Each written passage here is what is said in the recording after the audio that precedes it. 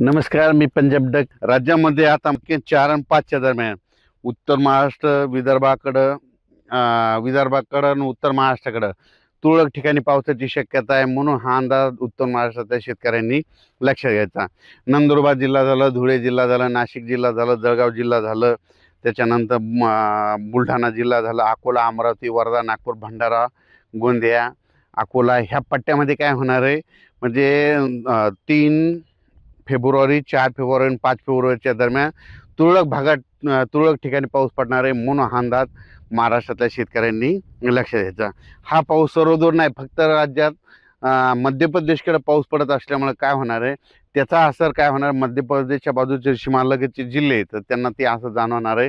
म्हणून हा अंदाज लक्षात घ्यायचा. मग सांगायचं झालं तर मराठवाडा आणि पश्चिम महाराष्ट्राकडे नुसतं ढगाळ वातावरण राहणार आहे. म्हणून मराठवाडा आणि पश्चिम महाराष्ट्रातल्या शेतकऱ्यांना काही चिंता करायची गरज नाही. तसेच कर्नाटक, निपाणी भागातल्या शेतकऱ्याचे फोन आलं, आम्ही तंबाखू काढायला सुरुवात केली, आमच्या भागाकडे पाऊस येईल का? तर कर्नाटकचे जे निपाणी त्या भागातले तंबाखू काढणारे शेतकरी त्यांना एक सांगू इच्छितो की तुमच्या भागाकडे काही पाऊस येणार नाही, त्याच्यामुळे काही चिंता करायची गरज नाही. फक्त ढगाळ वातावरण मात्र 2-3 दिवस राहणार आहे. म्हणून हा अंदाज लक्षात घ्यायचा. राज्यातल्या सर्व शेतकऱ्यांना सांगू इच्छितो की राज्यामध्ये फक्त 3 फेब्रुवारी, 4 आणि 5 फेब्रुवारी दरम्यानच राज्यात वातावरण खराब राहणार आहे. म्हणून हा अंदाज लक्षात घ्यायचा. त्याच्यानंतर 6-7च्या नंतर राज्यात ऊन वाढत जाणार आहे. 10 तारखेनंतर चांगलं असं ऊन तापणार आहे, दिवसा देखील गरमी जाणवणार आहे. म्हणून हा अंदाज सर्व शेतकऱ्यांनी लक्षात घ्यायचा. 3, 4 आणि 5 फेब्रुवारी दरम्यान मध्य प्रदेशकडं बेतूल तिकडे इंदूर भागामध्ये गारपीट होणार आहे. तर त्या तिकडल्या गारपीट होत असल्यामुळे काय होणार, त्याचा असर थोडा तरी आपल्या महाराष्ट्रामध्ये काही गावावर देखील पडणार आहे.